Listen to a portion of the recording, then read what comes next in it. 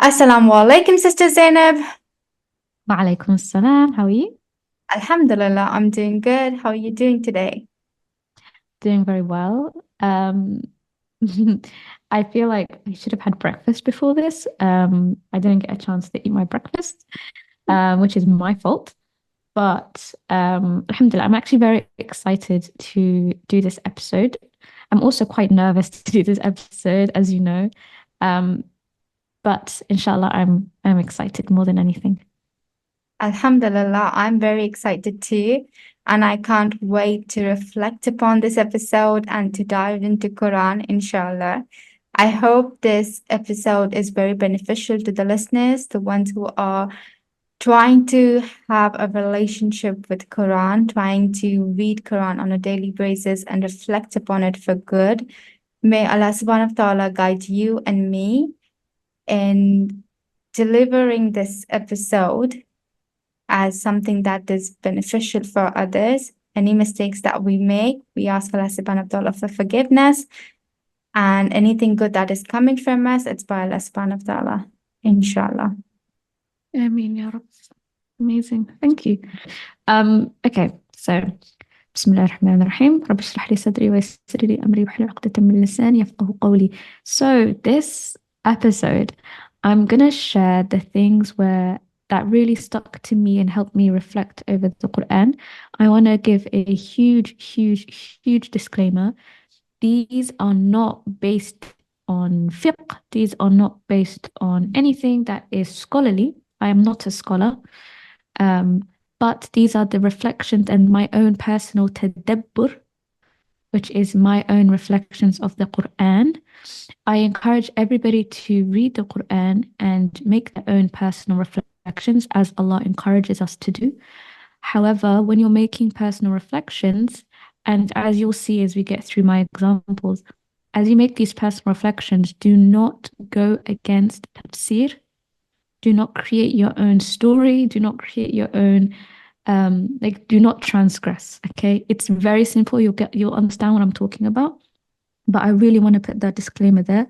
For this is something that is not to be played around with. And a lot of people nowadays are giving their own opinions, which is not what I'm doing. I'm not giving my own opinion, but people are giving their own opinions and then it goes viral, or then people start listening and taking that opinion when that person has no basis or background in Islamic studies. So please understand these are not my opinions about the Quran. These are my reflections as I look and read the translation and as I used to do my Arabic studies. These are just my reflections. Okay. So, with that disclaimer out of the way, I think I also put this on my stories yesterday and I was interacting with my audience and I was asking them, do you know about any funny stories? And I want to correct myself. After I put it, I didn't like the word funny. And I even spoke to my mum and my sisters about the word funny. And my mum and my sister were just like, maybe funny is not the right word. It's things in the Quran as you read it that can bring a smile to your face. It's these extra details that Allah did not have to give us that can just make you go, oh, wow. It's the imagery that Allah gives us in the Quran is so detailed, right? That when you read it, you just go, oh, I can actually imagine it in my head. So some of these detailed imagery that we see in the Quran, when you imagine it, and I'll get to some examples, it can make you laugh, not at the Quran, but it's just imagining the situation and what's going on. But now I understand that laugh could be too much of a big word. So I'm just going to say smile and offer us extra reflection.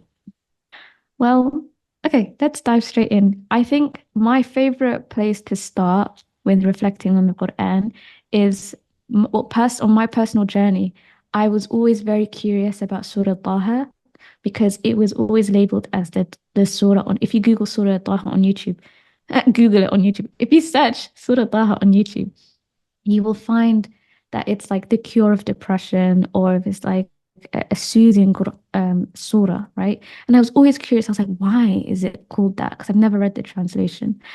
And I always kind of, when I was learning the Quran as a child, I was starting as like, I think the majority of the whole world, I started from the easy surahs at the end of the Quran. So I started from Surah Nas, Falaq, Ikhlas, and you go up. And it felt like a huge mountain to climb before I could even get access, quote unquote, access to the big surahs, right? And I thought, when am I ever going to get to read these ones? And I thought for some reason, I don't know why, I was like, I don't have the right to read these big surahs until I go through all of the others in chronological order. So Yeah. I don't know why I put this big block, right? And I'm sure maybe some of you guys can also relate to that. But one day I was just like, no, I'm gonna go read the translation of Surah Taha because I'm interested and I'm curious. So I went out of my way and I opened the Quran and I had the app on my phone and I started reading the translation and I got shivers and goosebumps down my spine, like actual shivers just from the translation. And I didn't even know Arabic that well at the time to understand the power of the linguistics that Allah uses, because that's on another level. So whatever we taste with the basic translation in English, there is the power of the linguistics, which just takes it to another level. And one of my teachers has a really famous example about the power of linguistics, and I'll get to that as well, because that really was the main reason that I went to learn Arabic properly. It was like our teaser he gave us before I joined his Arabic class.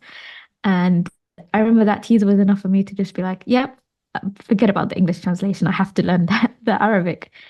But let me go back to Surah Taha. So Surah Taha is the first surah for me where I got to see and listen to the interaction, direct interaction of Allah and His servant, Mm. right? And we know this because Allah tells us about the conversation He had with Nabi Musa alayhi salam. And that whole conversation in Surah Taha literally brought shivers down my spine. And this conversation is not just in Surah Taha, it's in different surahs of the Quran as well. And some of them have more detail than others. So it's interesting because if you don't read the whole Quran, you will just be stuck with one version of a story. So when I was reading Surah Taha, I was like, wow, this is goosebump worthy. And then I got to, for example, Surah Naml, and I got an extra bit more detail of the same story. And there were parts of it that made me smile because of the extra details that Allah gives us.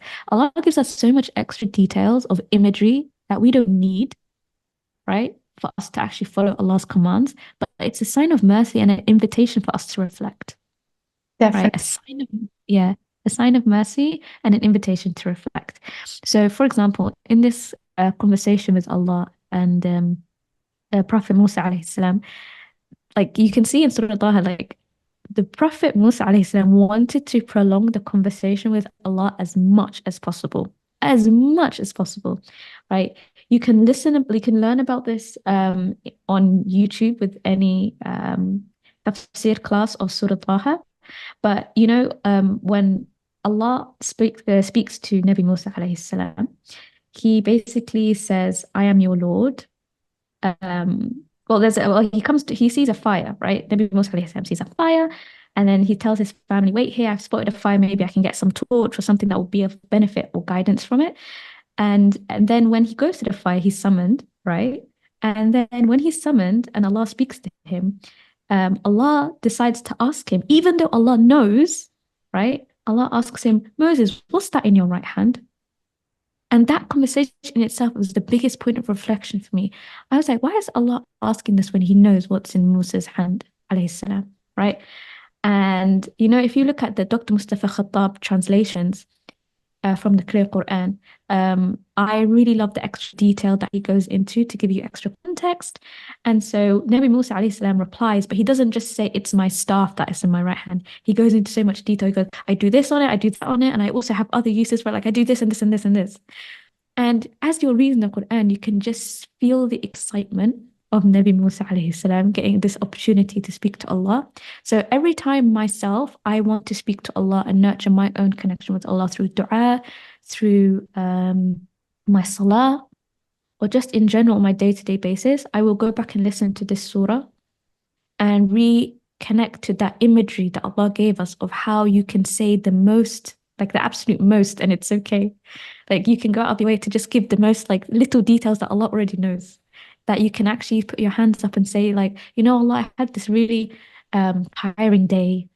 And just, speaking to Allah as if He is that close to you. That was my first reminder just by reading Surah Taha. So can you imagine if I didn't go out of my way to go past this block of I have to go through the Quran in chronological order, which is beautiful. This is not something bad, but I was preventing myself for some reason of reading the translation of the whole Quran, actually connecting with the book. And by me jumping with my curiosity to Surah Taha, I was able to come across this and strengthen my own relationship when making dua and speaking to Allah by seeing the speech that between Musa alayhi salam and Allah. Wow. Love that so much. And this is so true, right? Because so many times we all know that Allah is As-Sami Al-Basir. He's the one who's listening. He's the one who knows what our heart yearns for. He knows what we desire. He knows our intentions. He knows what is back of our mind, everything. And yet we want to go on, giving all the details as much as we can when we're making that dua. Yeah. And I never thought it that way, that Musa alayhi salam would be so excited. That is why he's giving all these details, because he was so excited that he was talking to Allah subhanahu wa ta'ala. Yeah. And I feel like we should get that excitement as well. Sometimes we are so robotic with our duas. Like I feel like I do get that after being a mom, especially. I'm just like on repeat making certain duas, but not really connecting with Allah subhanahu wa ta'ala, not really excited and looking forward to make dua on certain days. And this is a reminder for me that I should look forward to it, have that excitement, know that I'm talking to my Lord. I have the chance to do it. Alhamdulillah. Yeah. And I think I just want to add as well, like, of course, there is a beautiful etiquette of making dua, beautiful etiquette. Um, but I would like to encourage people who find it difficult to actually speak to Allah to just, utter the words that are simple for them first, instead of just not, instead of leaving it all because du'as are complicated, du'as are in Arabic, du'as are in this and this, just breaking it down to like speaking to Allah and developing that connection is beautiful. And obviously, this is outside of Salah because I'm not going to go into that, but obviously, in Salah, you don't want to be speaking in another language other than Arabic. But when you're putting your hands up to Allah and actually speaking to Him, you don't have to make it so rigid and so copy and paste the powerful du'as that you hear. You can also say what you want to say too. Yeah, definitely. Yeah, and I think one of the biggest things that helped me is when I read this ayah, I would often say to Allah, it was what inspired me to make my quote unquote bougie du'as, is what I like to say. And I had a whole series during Ramadan where I was encouraging women who wanted to get married, because that's my whole thing, right? To make these really bougie du'as where you take it from another level, you actually ask Allah sincerely for the specific details of what you want, the specific details. You don't make it like, oh Allah, give me khair fi dunya wa fil akhirah, which is brilliant, but you can ask for more. Like, come on, ask for more. Be specific in what you want. So and I was encouraging women to ask for like, oh Allah, ask for I sincerely ask for a husband that will increase me in iman, grant me a never-ending happiness and joy, that will stay with me until the end, that I will reunite with him in Jannah. Like, you can really go into a lot of detail. You don't have to just say, oh Allah, grant me a spouse, you Mm, know? And I definitely. think, I yeah. I agree, and I encourage everyone who's listening, go in as much detail as you can, because subhanallah, when these prayers actually get answered, you will be surprised how every detail of it came true. And it can. Mm, yeah. Yeah. Remember who you are asking. He's your creator, and he can grant those answers with all that details. Because sometimes this happens. I'll just quickly mention this, that some of my clients would tell me that, isn't it too unrealistic to have so much of details given? Like, instead I can just simply ask for this. Why do I have to go in so much detail? And Mm. if I tell you that all the details are going to get answered, will you still not go in the details? And then, Mm. no, I would, knowing that if it would be answered, It's a cherry on the top. Why not give the details then, right? So I was like, what is stopping you from making those details to Allah subhanahu wa ta'ala? Why are you not confident that Allah subhanahu wa ta'ala is going to answer you? Mm. Go ahead. I have seen in my life the details coming true, and it is beyond. I don't have words how to express this, but you get really surprised by the every detail coming true. So do that. Then you can go ahead. I love that, subhanAllah. And also having that conviction and that Allah will answer your dua is very important. So yeah, subhanAllah. But if I continue this conversation with that Allah Azza wa Jal and Prophet Musa alayhi salam are having, it's explored a bit more in detail. So when I saw this in Surah Naml, this really made me smile. So I have the ayah here as well. So imagine it's the same situation. So Allah, there's a fire. Nabi Musa alayhi salam went to go get it, to go to it, told his family, 1 sec, I'm going to be back. And then they're having a conversation. Now Allah is giving him the signs of this is this like the signs that you're going to take, right? To Pharaoh alayhi, not Pharaoh alayhi, astaghfirullah, to Pharaoh, right? And the thing is, one of the one of the things that made me smile here is this. Allah says, throw down your staff. But when this is Nabi Musa alayhi salam, saw it slithering like a snake, he ran away without looking back. So Nabi Musa, when he saw the sign that Allah gave him, he got so scared he ran away. And it's literally written in the Quran that he ran away. So just imagining that brought a smile to my face with that extra detail. And it made me really think of, subhanAllah, it's okay to have natural reactions. You're not meant to be rigid and robotic. And Allah will always grant you reassurance when you need it, as long as you're not having bad intentions behind what you do. So, subhanAllah, that extra detail that we get, that Allah gives us that Nabi Musa ran away, allows us, as I was saying, to have this normal human reactions to things. When we get scared, when we get anxious, when we get nervous, we shouldn't put ourselves down for having these reactions, but not to say that you should encourage yourself to be put in these situations. But when it comes up naturally, don't feel stressed about it. Don't feel like you have to immediately correct it. Allah will reassure you once you have the intention to seek out the methods that Allah has given you reassurance for. So connecting again with the Quran when you feel anxious, connecting to the word of Allah. Because here, when Nabi Musa alayhi salam ran away, Allah reassured him saying, "Oh Moses, do not be afraid." Mhm. So just when I get scared or when I feel like I'm getting a bit anxious, I love to listen to the story of Nabi Musa in all of these different surahs because you just get more and more detail. Now, another thing that makes me feel really, really happy when I'm reading the Quran is the brotherhood displayed between Nabi Musa alayhi salam and Harun alayhi salam.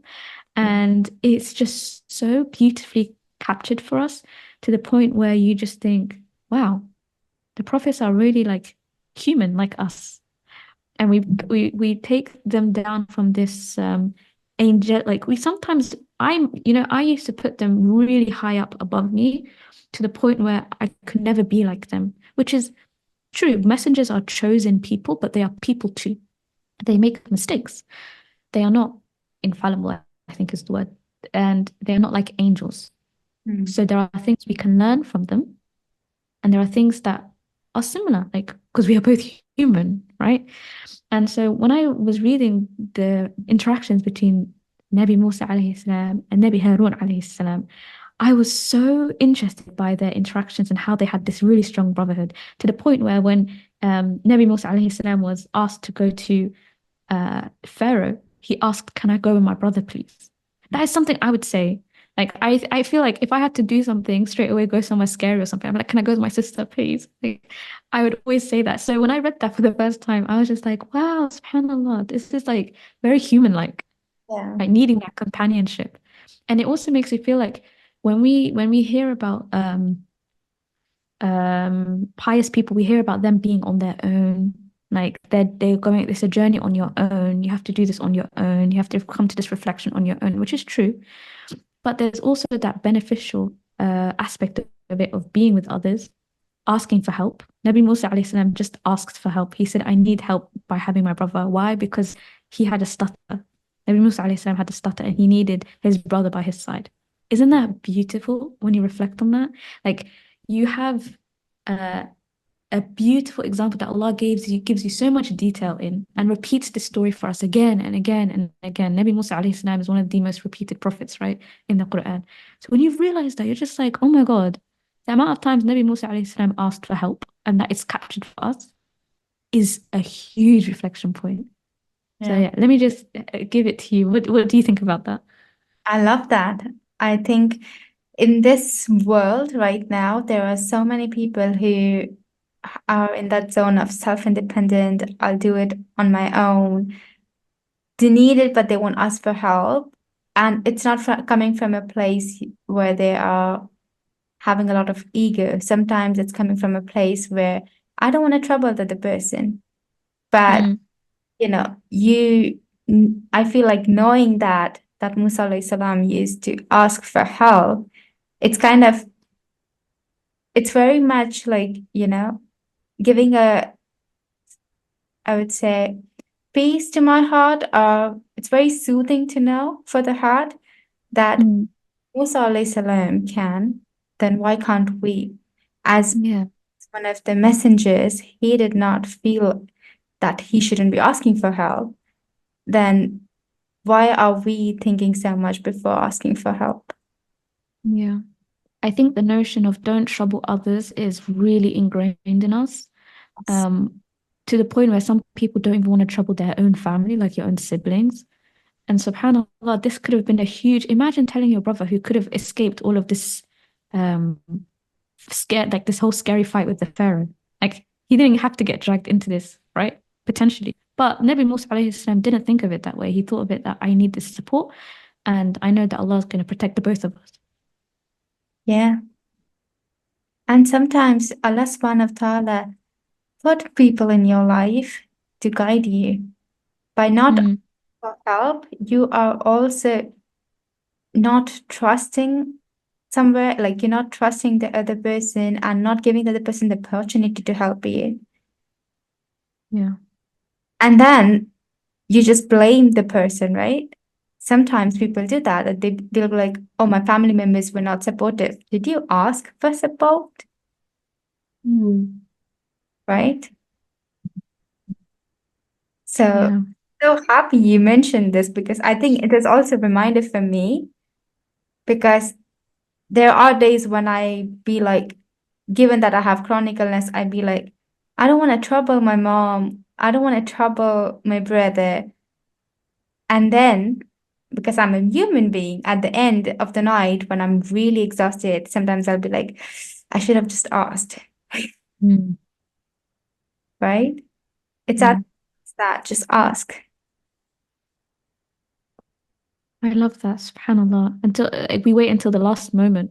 So that in that case, then, subhanAllah, imagine Nabi Musa alayhi salam waiting until the last moment, maybe when he was like already past, he met Pharaoh and the whole situation went down, then said, oh Allah, can I have my brother? Yeah. Imagine that would have been very different. Very different scenario. Yeah. But this was early on, before he even knew what he was about to head off to do. SubhanAllah. And my next thing is there's going to be a lot of Nabi Musa alayhi salam. But my next thing as well is again in Surah Taha is the part where now both Nabi Musa is in front of Pharaoh and is going to do the whole throw the staff down and it will turn into a snake, right? And when he's about to, they have this conversation between the Pharaoh sorcerers and Nabi Musa alayhi salam. Who's going to go first, right? And so Nabi Musa alayhi salam says, "Well, you go first." And so they do. And then when it does, it appears through their magic that it's slithering, right? So the sorcerers, what they're doing, it actually looks like it's slithering. And then Allah captures again for us that Musa alayhi salam was scared Hmm. when he saw that. Imagine having talked to Allah directly, having been shown all of these signs directly first to yourself, just one on one. If there's no intermediary, right? And then going to the Pharaoh and trying to do exactly what Allah told you to do, you would think that Nabi Musa alayhi salam has the utmost confidence that no matter what, because I already spoke to Allah, that's crazy to me. Like you already actually have that conversation with Allah, and then you don't have high confidence. That's what I would have thought had I not read this properly. And then Allah shows us no, Nabi Musa alayhi salam was scared, inwardly scared. He didn't show it on the outside, maybe, but it says here that he concealed the fear inside him. He was quite scared. And Allah then says, don't be afraid, we have the upper hand. It was a reminder. That little bit always puts shivers down my spine because Nabi Musa alayhi salam is the only person who spoke to Allah one on one, yet still had the fear that they were going to lose, potentially, because it was, it's not said word for word that he was going to lose, but he was scared. And that fear, Allah had to remind him, don't worry, we have the upper hand. Don't be afraid. So even for the one that's got the highest iman, maybe, or an iman that feels like you've been doing something so well and then you feel like you're falling off again, there's that reminder. It's okay. Just go back again. Wow. Subhanallah. I love that. Yeah. This is honestly, when you read the story, when you read the whole Quran from beginning to end, there's always going to be stories. Again, like I said, like this story in itself, the story of Prophet Moses and Pharaoh and all of this whole situation is repeated in different surahs and gives you more context. So as you read the whole Quran, you have like a huge story now. Like you have all the details. Similarly with other stories, like there are other stories that are repeated, then you get full detail. But you only get that when you actually engage with the Quran from beginning to end. So I definitely would encourage that. But I'm going to pause there for Nabi Musa alayhi salam, and I'm going to go to this one ayat that seems quite relevant, I think, to our time and what we are going through today. But even before knowing like about politics back then properly, when I was first going through the Quran, I this ayah really, really comforted me to I can't explain to the depths of my heart, like really. This is Surah Rum, ayah 17, ayah 47, sorry. And the surah is the ayah is so powerful, and it might have just gone over your heads if you didn't like sit down to reflect on it. But the ayah just says this. Indeed, we sent before you messengers, each to their own people, and they came to them with clear proofs.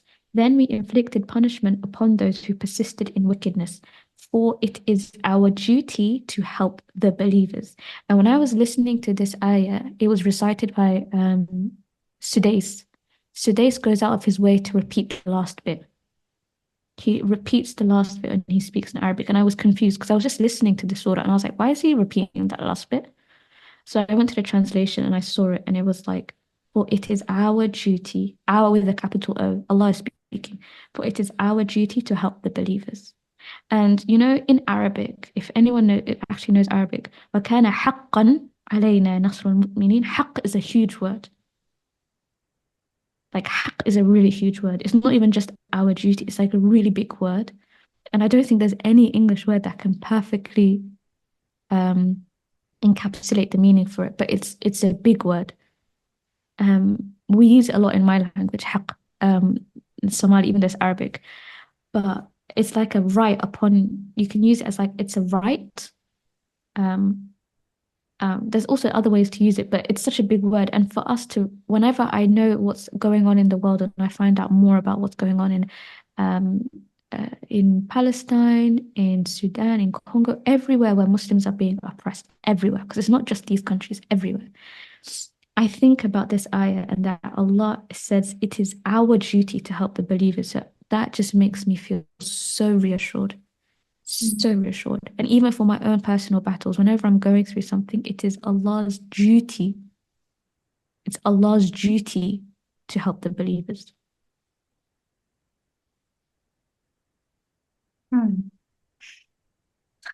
Like, I'm getting goosebumps again just thinking about it.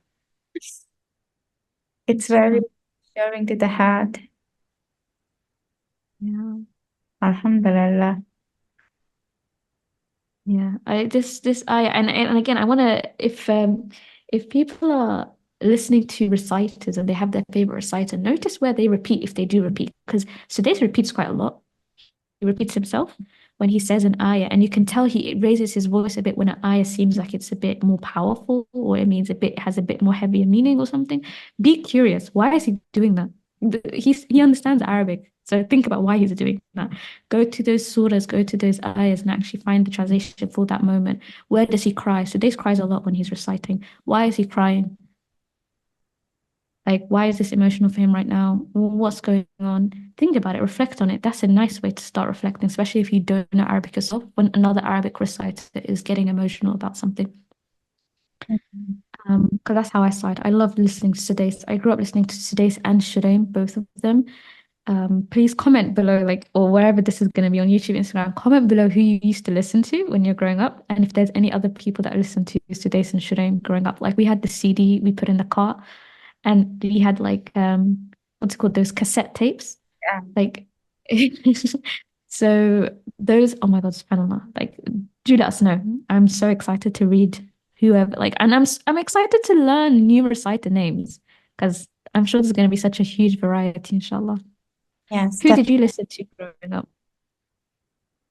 So honestly, didn't listen to anyone on CDs or cassette. I don't remember. It was more like going to the mosque and listening Hmm. to people reciting there. We did not have CDs when I was a child, but I did have a mosque right in the center of my society. So, Alhamdulillah for that. It was just like getting down the stairs, and right in the front, there was a mosque. And that's how it Mm. was. It was in the center of everyone's building.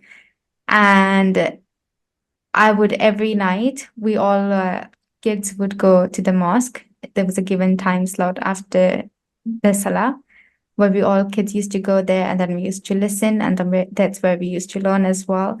So that I have a very discrete memory of because it was a really good time connecting to the Quran with all my cousins and my friends, and we all were there in the same mosque.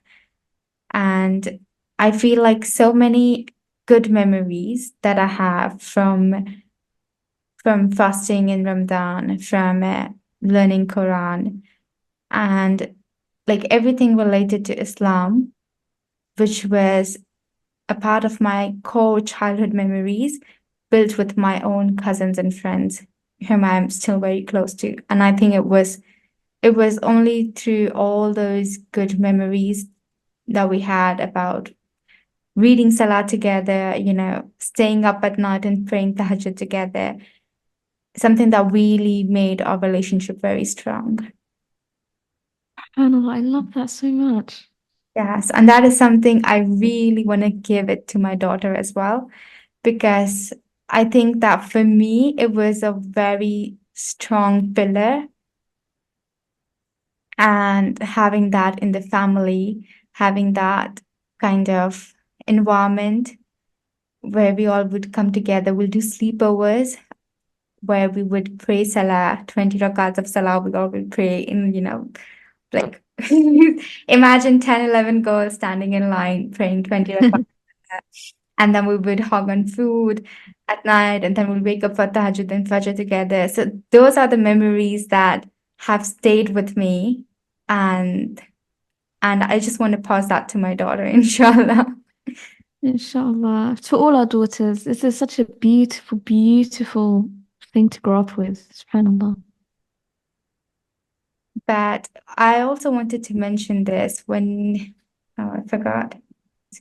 Oh, yes. So, you were saying that when they cry, the ones who are reciting Quran in the mosque, when they cry while in the salah, reflect upon it, go back and check. There are some, I think I heard this from Noman Ali Khan, if I'm not wrong. That's how he began to develop his relationship with Quran. So he said that one day he was praying salah, and he started crying in the salah. And then he was so curious to know which ayah was it, which surah was it, what made me cry so much. And that he was going around asking everyone in the mosque, do you know which part was this?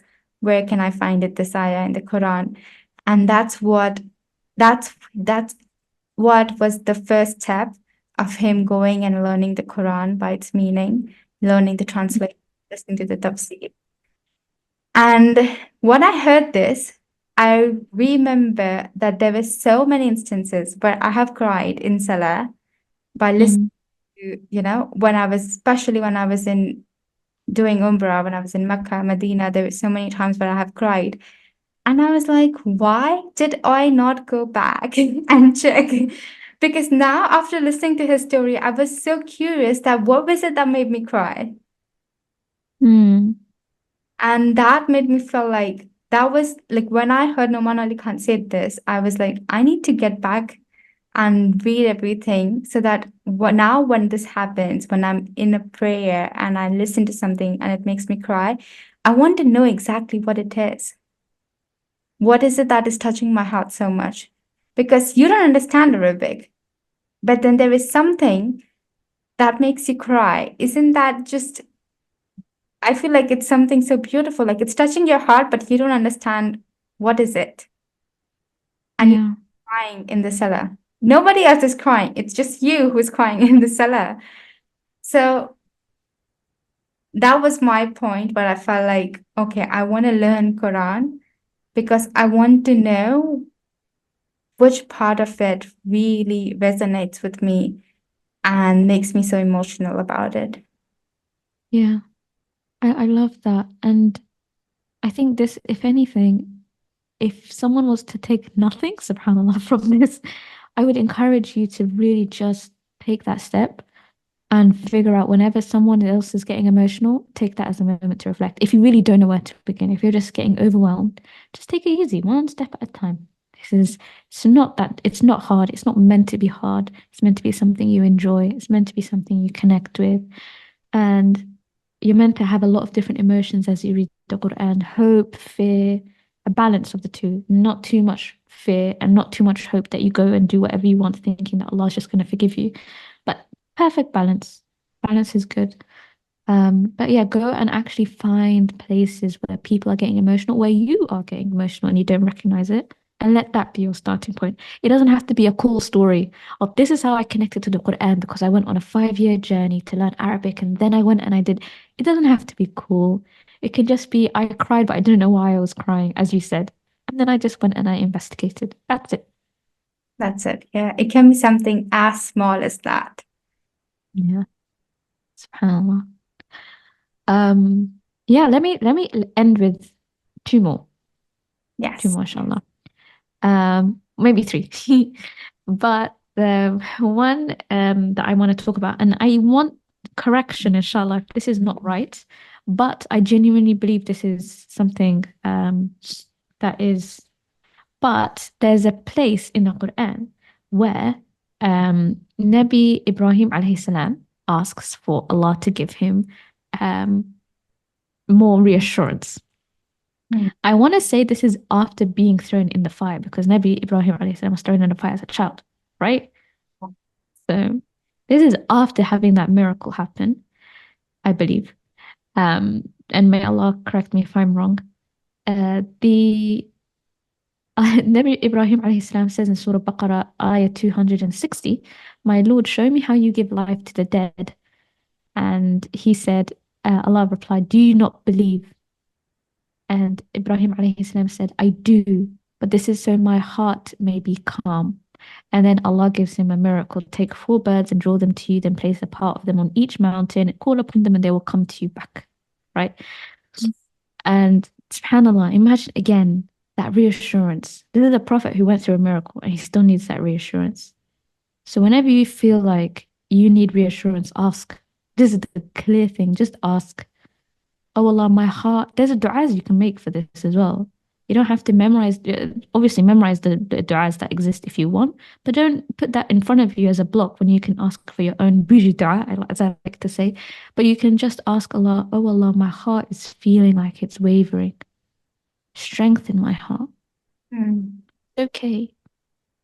We have, imagine being, like, again, just imagine being thrown in a fire and it being cool, Yeah. right? Being saved. And then still asking Allah, can you show me how you do X and Z? Yeah. And this reminds me, every time I would do istikara for something, and I would be certain about a decision and I would try to go ahead with it. There are so many times when my heart would want that extra reassurance, and I would go back doing istikara again. I'll be like, okay, till I reach the final conclusion, keep doing istikara, or I'll just keep reading the dua of istikara, or I'll just keep making that dua in tahajjud that Allah, please, you're al hadi, keep guiding me. Sh- Like, even after having that heart's content that, okay, I'm going in the right direction, the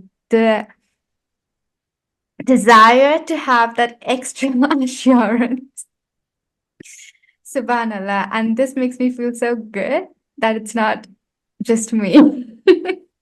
Yeah. SubhanAllah, I love that. And it's beautiful to know that the power of having wanting that extra reassurance can drive you to do more acts of obedience. Hmm. So in your case, you did one istikhara, which is I relate 100% to that, by the way. Like I'll do one istikhara and feel like, it's not enough. I'll do another one. I'll do another one. And that in itself is how you get closer to Allah subhanahu wa ta'ala. And there's obviously with everything a fine line, but in this case, reassurance is not something to feel like you're bad for asking. Hmm. Because a lot of people I feel like grow up with if you even dare to ask a question about the deen, Hmm. like that's a sign of you turning away from Allah Yeah. when it's not. Your curiosity shouldn't be deemed as something negative. Go and ask those who فاسألوا أهل الذكر فاسألوا أهل الذكر, right? Go and ask those of knowledge, right? When you have questions. Obviously, if you have a question, you go to your mom, which is beautiful. But if your mom doesn't know the answer, she might feel like you're straying if you don't, and she might go, no, no, no, don't ask these questions, right? Hmm. And then you feel like it's bad to ask these questions. But instead, take your questions to the imam instead. Take your questions to opportunities when you go to these events as well. Like when you actually go to an event with scholars that are learned scholars, you can have Q&As. Don't be shy. There's a lot of people who go and pay for these events, but they do not ask questions. It baffles me, right? If there's a Q&A session and you paid for an event, I would put my hand up 100 times, 100 times. Like, I'm sorry to everybody else, but I have a question and I would like to take opportunity and ask that question. So don't feel bad for asking and needing that reassurance. Um, with everything, it's intention. If your intention is to actually get curious and closer to Allah, then there's no wrong in that. But if your intention is to just purposefully ask questions so that you can get that one contradiction, and then you go, see, this is why I didn't want to do it, then of course that's doesn't I don't even need to explain, I don't even need to go further on that, but you get the gist.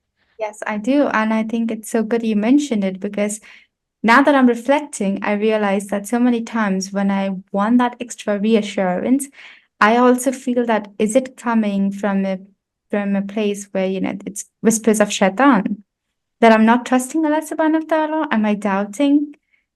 But knowing that no, what I'm doing is only getting me more closer to Allah subhanahu wa ta'ala. What I'm doing is only for soothing my heart, and it's Allah subhanahu wa ta'ala who's going to soothe my heart. So don't doubt it if you are doing practices that is only getting you closer to Allah subhanahu wa ta'ala. Yeah, subhanallah. I will leave with one more reflection, and this is more of a linguistic one, which is what I promised at the beginning of the episode. I didn't plan this one because I completely forgot about it until I mentioned it right now. So I'm just gonna search for it. Um, Found it. Okay. So this is the ayah that was the teaser that my Arabic teacher gave me and then sold me on like joining the course and everything. Um, and this is how the translation doesn't do it any justice in English, right? So this is Surah Shu'ara, ayah 19. And the translation, and this is basically the context is that Moses came to um, Pharaoh and asked for Pharaoh to release the children of Israel, and Pharaoh was just like, "Why are you coming to me after I raised you, and you stayed with us for this many years? Like, what's going on?" And then Pharaoh goes, "And you committed that crime of yours. You were so ungrateful." And this is a crime referring to when Musa, I think, um, punched someone and they died. Um, I can't remember which surah it is exactly, but Musa alayhi salam was quite powerful, so it just took one punch and the person died. And then so Pharaoh is saying, "Didn't you do that crime? And you ran away. Like you're so ungrateful, and now you're coming to me with this request to let the Bani Israel go, right?" Mm. But the Arabic is very different. And this is how my teacher explained it to me. He was like, the Arabic is وَفَعَلْتَ فَعْلَتَكَ الَّتِي فَعَلْتَ وَأَنْتَ مِنَ الْكَافِرِينَ. In Arabic, the word you, right, is like, there's no specific word for you, but it's just the ending of the word, right? So the ta, right, and the kaf both indicate you. Okay. So fa'alta is one verse. He's saying you. So it's like, and you did the thing that you did, of which when you did, so there's a lot of yous in this ayah in Arabic. So it's like one, two, three, four times he said the word you in that short sentence. But in English, it just says, and then you committed that crime of yours. You were so ungrateful, right? But in Arabic, as you read that, as someone that listens to Arabic, you can just hear the pettiness. This is how my teacher explained it to me. You hear that pettiness of Pharaoh. She's like, and you did that thing that you did. You did that. Remember, it was you that did that. Like he's saying it so many times. Like you can imagine him pointing a finger maybe or something, like wagging his finger. You did that thing, remember? But I was just like, oh my God, that's so petty when I realized how many times he said the word you. But that's not captured in the translation.